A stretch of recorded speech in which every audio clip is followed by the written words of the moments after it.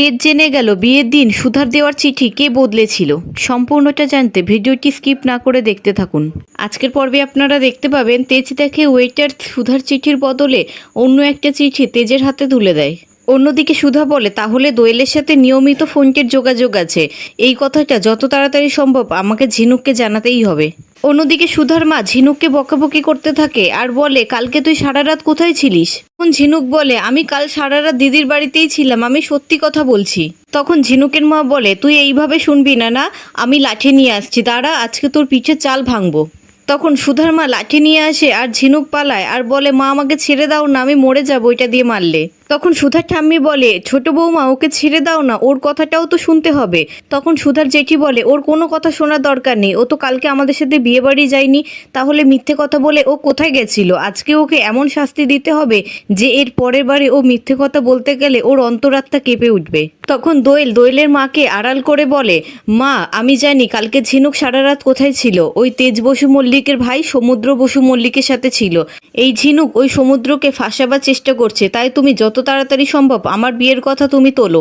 তখন সুধার জেঠি বলে, এই কথাটা তো তুই মন্দ বলিসনি, আমি কালকেরই সুধার বাড়িতে যাব আর তোর বিয়ের কথাটা তুলবো। সুধা ঝিনুককে ফোন করে পুরো ঘটনাটা খুলে বলে আর বলে, আমি ঠাম্মিকে কথা দিয়েছি বনু। তখন ঝিনুক বলে, ঠিক আছে তুই দাঁড়া, আমি এক্ষুনি আসছি।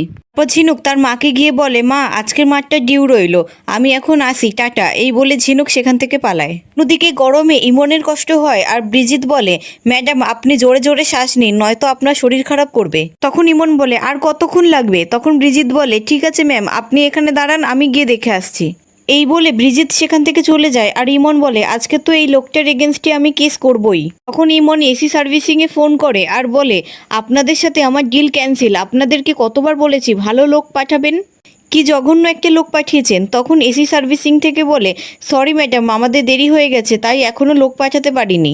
তখন ইমন বলে, তাহলে ভিতরে কে কাজ করছে? অন্যদিকে তেজ ব্রিজিতকে দেখায়, দেখো এই ওয়েটারটাই আমাদের চিঠিটা এক্সচেঞ্জ করে দিয়েছিল, এই ওয়েটারটার কোনো কন্ট্যাক্ট নাম্বার আছে? তখন ব্রিজিত বলে, হ্যাঁ আমাদের লিস্ট চেক করলেই পাওয়া যাবে। তখন তেজ বলে, এর জন্যই আমি প্রথম দিন থেকে সুধাকে ভুল বুঝে আসছি, আমি শিওর এই লোকটাকে দিয়ে কেউ এই কাজটা করিয়েছে। তখন ব্রিজিত বলে, কিন্তু এই কাজটা কে করাবে, কেনই বা করাবে? অন্যদিকে ঝিনুক বলে, হ্যাঁ কাল রাতে আমি দোয়েলদিকে 3 রাস্তার মোড়ে দেখেছিলাম, তার মানে ফোনটেদার সাথে দেখা করেই ফিরছিল। জেঠির কানে এই কথাটা আমাকে দিতে হবে। তখন সুধা বলে, মাথা গরম করলে চলবে না, আমাদেরকে ঠান্ডা মাথায় প্ল্যান করতে হবে। তখন ঝিনুক বলে, ঠিক আছে আমি দোয়েলদের ফোন থেকে ফোনটেদার নাম্বারটা পেয়ে যাব। তখন সুধা বলে, কিন্তু কি করে? দোয়েল তো ওর ফোন কখনোই কাজছাড়া করে না। তখন ঝিনুক বলে, ওইটা তুই আমার ওপরে ছেড়ে দে, কাল বিকেলের মধ্যে কাতলাদা আর ফোনটের খোঁজ তোকে আমি দিচ্ছি। অন্যদিকে ইমন এসে বলে, আমি সব কিছু জেনে গেছি, আমি সার্ভিস সেন্টারে ফোন করে জেনেছি ওরা কোনো লোক পাঠায়নি, তাহলে তুমি কে? তখন তেজ বলে, এসি ঠিক হয়ে গেছে ম্যাডাম, আমাকে অনলাইন অ্যাপ থেকে ডাকা হয়েছিল আর সেখানে তো আগেই পেমেন্ট হয়ে যায়। তখন ব্রিজিত বলে, আমি সার্ভিস সেন্টারে ফোন করে দেখেছিলাম ওরা আজকে লোক পাঠাতে পারবে না, তাই ওনাকে অ্যাপ থেকে ডেকে নিয়েছি। তখন ইমন মনে মনে বলে, আমার কেন মনে হচ্ছে ওরা সত্যি কথা বলছে না, লোকটাকেই বা এত চেনা চেনা লাগছে কেন? তখন তেজ মনে মনে বলে, সুধার সাথে বিয়েটা ভাঙার জন্য ইমন উঠে পড়ে লেগেছিল, এই ইমনই হয়তো চিঠিটা পাল্টে দিয়েছিল। তারপর ইমন নিজের ল্যাপটপের সামনে এসে বসে আর বলে, আমার ল্যাপটপটা অন হলো কি করে, এটা তো পাসওয়ার্ড দিয়ে লক করা ছিল। অন্যদিকে বাড়ির সকলে মিলে প্ল্যান করতে থাকে ঠাম্মির জন্মদিন নিয়ে। তখন ছোটকা বলে, তোরা আবার এমন কিছু করিস না যাতে ঠাম্মি রেগে যায়।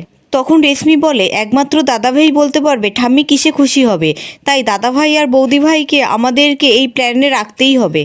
তখনই সেখানে জ্যোৎস্না যায় আর বলে, ওই তো দিদি চলে এসেছে, দিদি বৌদি ভাই কোথায়? তখন ঠাম্মি বলে, কি হলো জ্যোৎস্না, উত্তর দিলে না তো?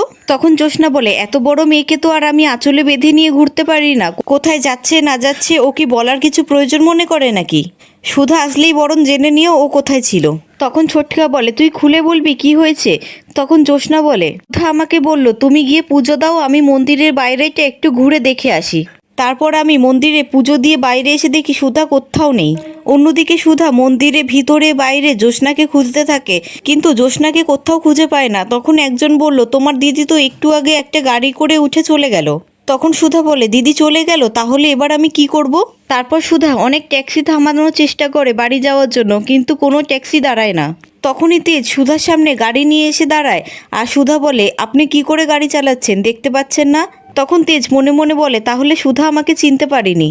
তারপর তেজ সুধার হাত ধরে আর বলে আপনি গাড়িতে গিয়ে বসুন। তখন সুধা রেগে গিয়ে বলে আপনি কি দিনে দুপুরে আমাকে ভয় দেখাচ্ছেন?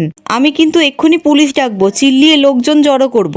তখন তেজ আবারও সুধার হাত ধরে আর সুধা বলে আবার আপনি আমার হাত ধরেছেন?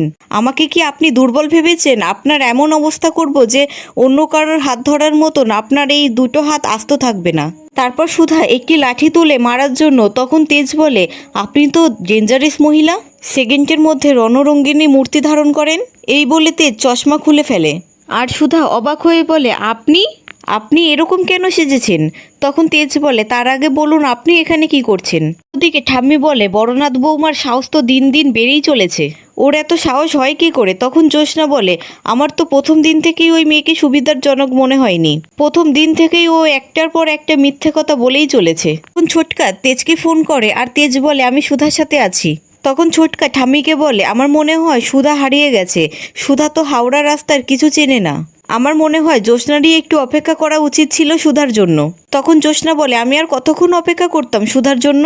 তখনই সেখানে তেজ আসে আর বলে দিদি ছোটকা একদম ঠিকই কথা বলেছে, উনি হারিয়ে গেছিলেন। মন্দিরের সামনে উদ্ভ্রান্তের মতন গাড়ি দাঁড় করানোর চেষ্টা করছিলেন, ভাগ্যিস আমি ঠিক সময় ওখানে পৌঁছে গেছিলাম। তখন জ্যোৎস্না বলে সুধা একদম ডাহা মিথ্যে কথা বলছে, আমি ওকে কোথাও খুঁজে পাইনি।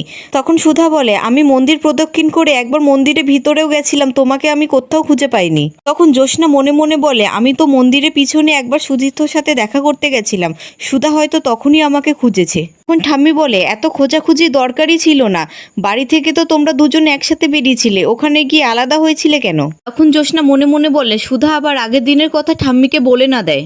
তখন জ্যোৎস্না বলে ঠাম্মি আমারই ভুল হয়েছে, আমারই উচিত ছিল সুধাকে খুঁজে বাড়িতে নিয়ে আসার। তখন ঠাম্মি বলে যা হওয়ার হয়েছে, আর বড়নাথ বৌমা তোমার কাছে কিন্তু সময় আছে আর কয়েক ঘন্টা। তারপর সবাই সেখান থেকে চলে যায় আর সমুদ্র আর বাকি সকলে সেখানে আসে আর বলে এবার তো প্ল্যানিংটা করবে।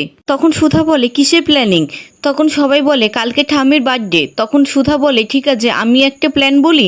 তারপর সুধা নিজের প্ল্যান বলে আর সবাই তাতে রাজিও হয়ে যায়। তেজের আরেক ভাই এসে বলে তোরা সেলিব্রেশনে চিন্তা করছিস, কালকে কিন্তু দাদা ভাইকে ভুবনেশ্বরে যেতে হবে। তখন সুধা বলে কালকেই যেতে হবে, কোনোভাবে ক্যান্সেল করা যায় না। তখন বিজিৎ ওয়েটারের ঠিকানাটা পাঠায় আর তেজ দেখে ঠিকানাটা ভুবনেশ্বরেই। তখন তেজ বলে আমি ভুবনেশ্বরে যাওয়াটা ক্যান্সেল করতে পারবো না, কিন্তু আমি যাব ঠাম্মির জন্মদিনে সেলিব্রেশনের পরে।